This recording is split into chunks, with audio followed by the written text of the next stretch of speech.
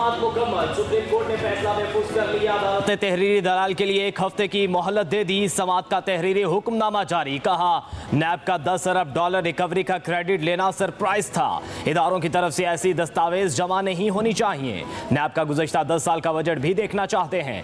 बानी पीटीआई ने अडियाला जेल में वीडियो लिंक पर दलाल दिए। सवाल किया सुप्रीम कोर्ट समझती है कि मैंने गुज़श्ता समाअत पर सियासी पॉइंट स्कोरिंग की। मुझे तकलीफ हुई जब यह कहा गया कि मैं गैर जिम्मेदार करेक्टर हूं, इसलिए लाइव नशर नहीं किया जाएगा। इस पर चीफ जस्टिस ने कहा अदालत अपने फैसले की वजाहत नहीं करती। आप नजरसानी अपील दायर कर सकते हैं। आप अभी अपने केस पर रहें। बानी पीटीआई ने कहा मैं नैब तरामीम केस में हुकूमती अपील की मुखालिफत करता हूं। मैं तो जेल में ही हूं। तरमीम बहाल होने से मेरी आसानी तो हो जाएगी, मुल्क का दिवालिया हो जाएगा। बानी पीटीआई ने कहा नैब का चेयरमैन सुप्रीम कोर्ट को तैनात करना चाहिए। हुकूमत और अपोजिशन में चेयरमैन नैब पर इत्तफाक नहीं होता तो थर्ड अंपायर तैनात करता है। नैब इसके बाद थर्ड अंपायर के मातहत ही रहता है। हमारे दौर में भी नैब हमारे मातहत नहीं था। जस्टिस जमाल खान मंदुखेल ने पूछा आप क्या कहते हैं कि पार्लियामेंट तरमीम कर सकती है या नहीं। बानी पीटीआई ने कहा फॉर्म 47 वाले कानून में तरमीम नहीं कर सकते।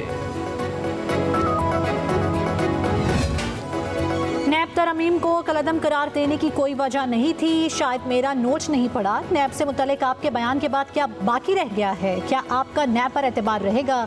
जस्टिस अतर मिनल्ला का बानी पीटीआई से सवाल। बानी पीटीआई ने कहा मेरे साथ 5 रोज में नैब ने जो किया उसके बाद क्या एतबार होगा?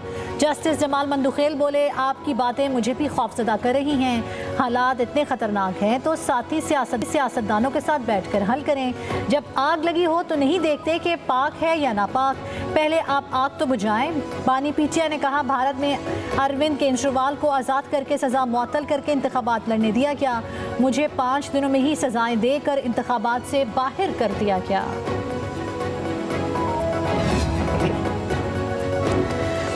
नैब तरामीम केस में बानी पीटीआई ने साइफर केस का हवाला देना चाहा तो चीफ जस्टिस फाइज ईसा ने रोक दिया। कहा कि साइफर केस में शायद अपील हमारे सामने आए। हमारा यही खदशा था कि आप ज़ेर इल्तवा केस पर बात ना कर दें। बानी पीटीआई ने कहा मैं ज़ेर इल्तवा केस की बात नहीं कर रहा। जस्टिस हसन जफर ने पूछा आपने पार्लियामेंट में बैठकर क्यों नैब बिल की मुखालफत नहीं की? बानी पीटीआई ने कहा यही तो बताना चाहता हूँ कि हालात ऐसे बन गए थे, साजिश के तहत हुकूमत गिरा दी गई। चीफ जस्टिस ने कहा खान साहब आप दो मुख्तलिफ बातें कर रहे हैं। एक तरफ आप एहतसाब की बात कर रहे हैं, दूसरी तरफ एमनेस्टी देते हैं। बानी पीटीआई बोले हमने हुकूमत आने के बाद ब्लैक इकोनॉमी को मेन स्ट्रीम में लाने के लिए एमनेस्टी दी।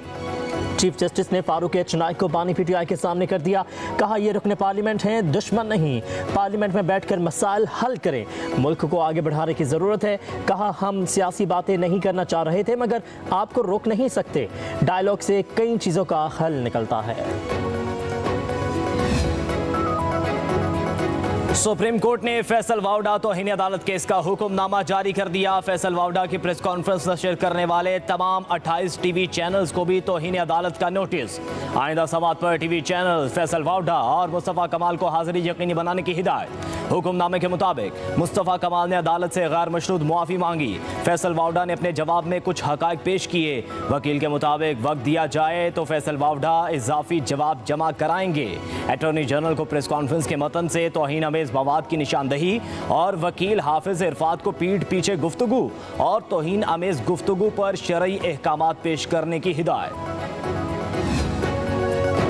वज़ीर आज़म शहबाज शरीफ का बीजिंग में मसरूफ़ तरीन दिन। Y2O ट्रैक्टर तैयार करने के मनसूबे समेत मुख्तलिफ शोबों में ताउन बढ़ाने की मफाहमती यादाश्तों पर दस्तखत। वज़ीर आज़म ने साइंस पार्क का दौरा भी किया। वज़ीर आज़म को चीन के टेक स्टार्टअप कल्चर, जदीद माहौल और जदीद तहकीक के बारे में ब्रीफिंग दी गई।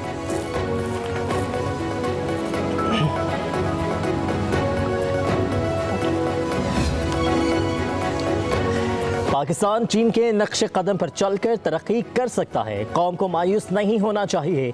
वज़ीर आज़म शहबाज शरीफ का पाक China friendship and business reception से खिताब। कहा कि हम मानना चाहते हैं कि 76 बरसों में तरक्की नहीं कर सके, अपनी नाकामियों का एतराफ़ करना चाहिए। चीन के मॉडल को अपनाकर आगे बढ़ सकते हैं। पाकिस्तान चीन के तजुर्बात से फ़ायदा उठा रहा है। वज़ीर आज़म ने बशाम में चीनी इंजीनियर्स पर हमले को साजिश करार दिया। चीनी सरमायाकारों को यकीन दिलाया कि CPEC में काम करने वाले चीनी बाशिंदों की सिक्योरिटी फुल प्रूफ बनाई जाएगी।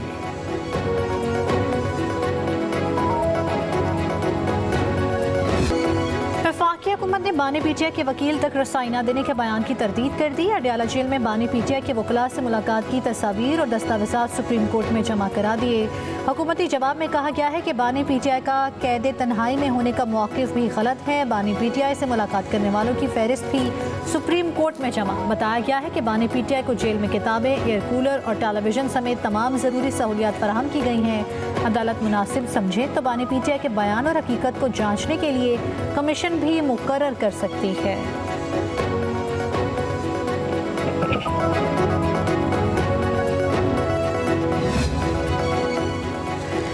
बानी पीटीआई जेल में पुरताइश जिंदगी गुजार रहे हैं। इनकी जेल कम ससुराल ज्यादा लगती है। वज़ीर इत्तलात पंजाब अज़मा बुखारी कहती हैं 7 बैरिक्स को मिलाकर बानी के लिए हॉल कमरा बनाया गया है। एक्सरसाइज मशीनें, मुश्तकी अटैच बाथरूम और टीवी की सहूलत मौजूद है। जेल में मटन खाते हैं। कहा कि बानी पीटीआई की मुलाकातों में मुल्क के खिलाफ आर्टिकल लिखे जा रहे हैं और साजिशें हो रही हैं। हमारी गुजारिश है अदलिया इस पर कमीशन बनाते हैं।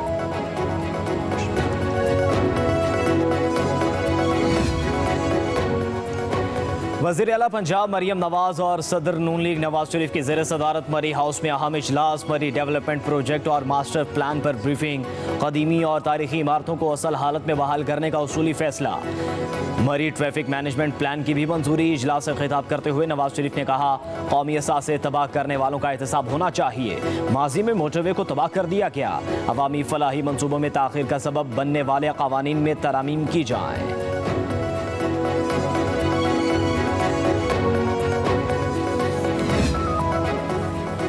अली अमीन गंडापुर DI खान में अपने सूबाई वजीर के कत्ल का केस है। आप ऐसे वज़ीर आला से क्या उम्मीद रख सकते हैं? गवर्नर KP फैसल करीम कुंडी की मीडिया से गुफ्तगू। बोले अली अमीन गंडापुर स्विच ऑन ऑफ की धमकियाँ देते हैं। मेरे पास भी ऐसा बटन है, जब ऑफ करूँगा तो ऑन नहीं होगा।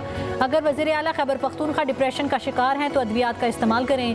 मैं ऐसी जमात से ताल्लुक़ रखता हूँ जो जमहूरियत पर यकीन रखती है। कभी भी सियासी यतीमों को सियासी शहीद नहीं बनने दूँगा।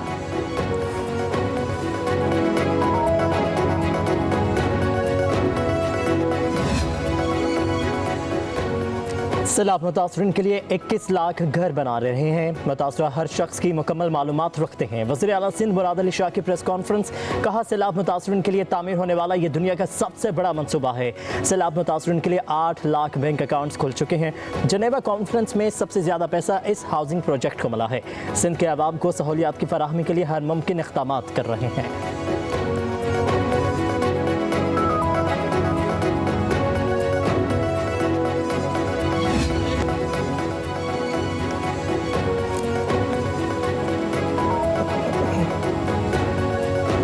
हुकूमत ने मुल्क भर के बिजली सारिफीन पर एक बार फिर बिजली गिरा दी। एक माह के लिए कीमत में 3 रुपये 33 पैसे फी यूनिट का इजाफा। अप्रैल के FCA की मद में नेपरा ने इजाफी का नोटिफिकेशन जारी कर दिया। बिजली सारिफीन इजाफी अदायगियाँ रवा माह के बिलों में करेंगे। इजाफे का इत्तला के इलेक्ट्रिक सारिफीन पर नहीं होगा।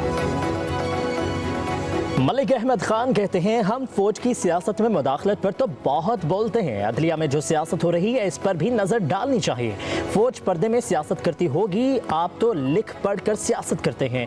वज़ीर आज़म को कान से पकड़ कर निकाल देते हैं। पाकिस्तान में अब कभी माशाल्लाह नहीं लग सकता। स्पीकर पंजाब असम्बली का इंटरव्यू देखिए आज रात 10:03 पर programme Insight with Aneeq Naji पर।